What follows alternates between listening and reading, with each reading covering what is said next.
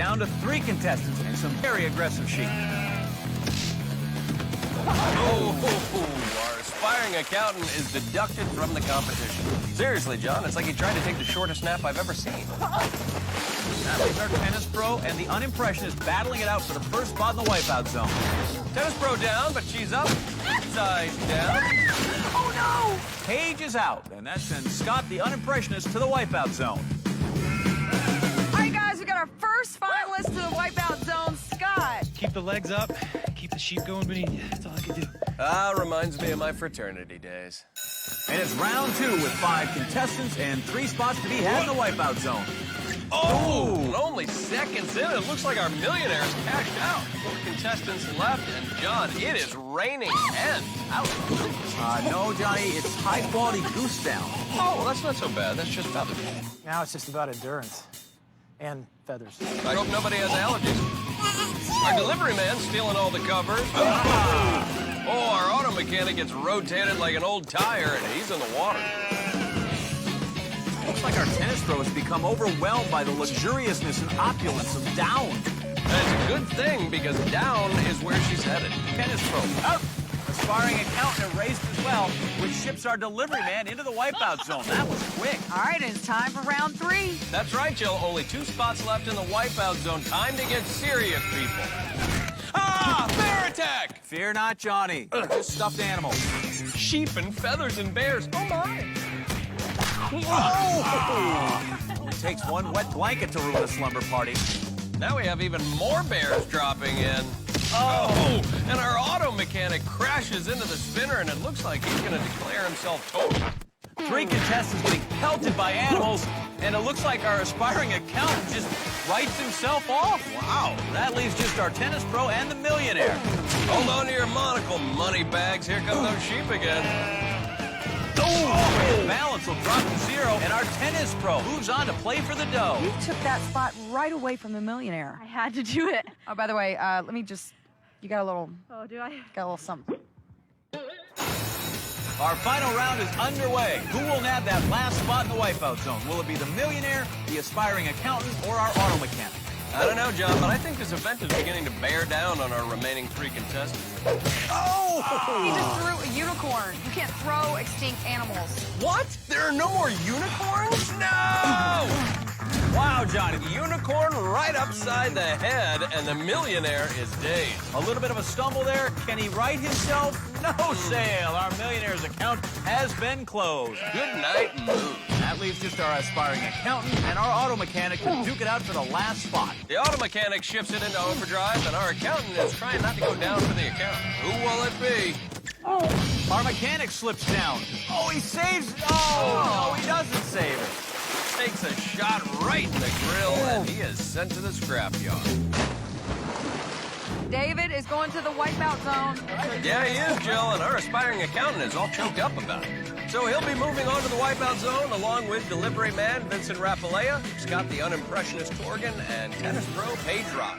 And one of those lucky 4 is about to walk away with $50,000. To do so, they first must face down and conquer the wipeout zone. Which tonight is covered entirely in foam. I dig the foam. The wipeout zone made up of 4 stages. It begins here at the Dreadmill launch, where contestants drop and bounce 40 feet into bone-chilling water. Then it's a short swim over to the Gutbuster. 6 hydraulic blocks intent on tenderizing meat. After enduring that pounding, our contestants move on to the Cinestairs. They have to climb to the top of a spinning, foam-soaked spiral staircase of trouble without getting taken down by 2 mean sweeper arms. Finally, our competitors will have to make their way through the gauntlet. Crankshaft winds it all up, followed by the intimidating blades of fury, and then the treacherous beater top. From there, one slippery leap to the finished platform. 4 contestants remain. The one with the best time goes home with all that money. First up, aspiring accountant David Harris. He's down on the field with Jill right now. All right, so have you got a strategy? Do it quick. Don't fall in the water. Don't get wet. Yeah, that always works. He's going to make a wonderful accountant someday. Let's review his journey to the zone. Aspiring accountant David Harris found his balance to be an asset on the qualifier and again on the double cross. Despite some miscalculations at sleepy time, he realized one of his dreams and made it to the wipeout zone. Our aspiring accountant also aspires to win $50,000. The launch sequence initiated. And there he goes. And into the water on his back. Whoa. Yeah, a bit of a flat entry, and that's going to slow him down and potentially knock the wind out. Now here comes David up to our gut buster. Those blocks that build to a height rising 16 feet above the water. Yeah, tonight made that much harder by the foam covering the entire wipeout zone. Oh! Our aspiring accountant is learning the hard way just how slippery that foam really is. Back to square one for the accountant. On the second try, we'll see if he learned anything about proper technique from his first attempt fall. Oh, no! He has not quite gotten the hang of this yet as he goes in virtually the same spot as last time. Lesson here, if you fall early. The farther you go, the longer the swim back. And all that foam makes things even trickier in the water. David getting by the gap that gave him that trouble here previously, and finally has the end of the obstacle in sight. Just one more jump and he can finally move on. And there it is. His triumph will be short-lived, though, as an exhausted-looking David slides down toward the Cinestairs. Burned up 7 minutes to this point. Oh, there he goes again. The combination of the fatigue and the foam is too much. He is in the water yet again. Traction will not be any better on his second attempt. David nearly taken out by the sweep run. Barely dodges another, but able to stay up, and he scampers to the top of the Cinestairs. Now it's just a short jump to the platform. Just makes it. Sounds like that mad dash up the Cinestairs really took the wind out of him, Johnny. No rest, though, for David. The gauntlet awaits. It's a long home stretch to that finish platform, John, and he's going to have to time his attempts just right. And he did just that with the crankshaft. Blades of Fury next, and very quickly across and onto the final element now, the beater totter. After a rough start, our aspiring accountant is really picking up the pace now. David sliding forward. The beater totter rises up. Oh, and David slides down and away. Yeah, he was right at the end, but he slides all the way back now. He has to go all the way back and start the gauntlet all over again. Got that swim back sapping much of his strength, but his focus is still good. No problem with the crankshaft. Eases through the blades of Fury, and again, setting the time to beat will hinge on the beater totter. He also has to contend with that slippery foam. Oh, but this time the foam not a problem. He is a credit to his would-be professional, finishing in a time of 13:26. Let's see how that time holds up against our next contestant, Vincent Rapalea. Delivery man Vincent Rapalea express mailed himself through our qualifier, then made the double cross a priority when he became the first person to advance. Sleepy time, he had another first-class performance, shipping himself off to the Wipeout zone. Our treadmill powering up for the launch sequence as aspiring accountant David Harris watches from 40 feet below on the sidelines. The launch sequence begins, and there he goes.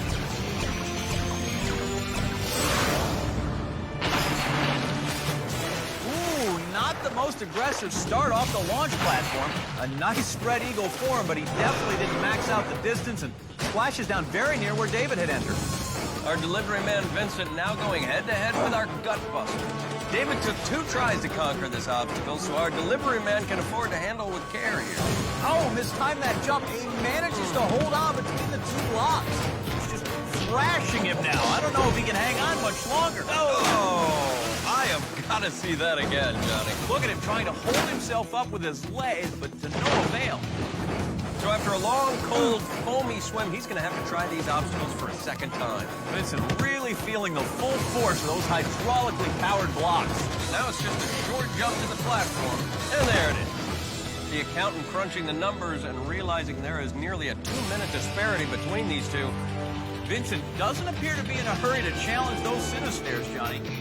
Throwing himself onto the first stair. Oh, let's take a look at the replay. Taking after his predecessor, wiping out in the same place. So after an ill-timed and ill-begotten first go, Vincent will have to make up some time here on his second pass of the very slippery, foamy Cinestairs. Now Vincent is sending himself express mail to the top of these Cinestairs, and he is coming around on what might be his final revolution. Waiting there. And he is safely on. And Vincent now making his way down the ramp, getting ready to start the gauntlet. Oh, man. Oh, man is right, John. Vincent closing in on David at this point. Whoa! Let's see that pummeling again. Throwing caution to the wind. He tries to make a run for it, but that gamble did not pay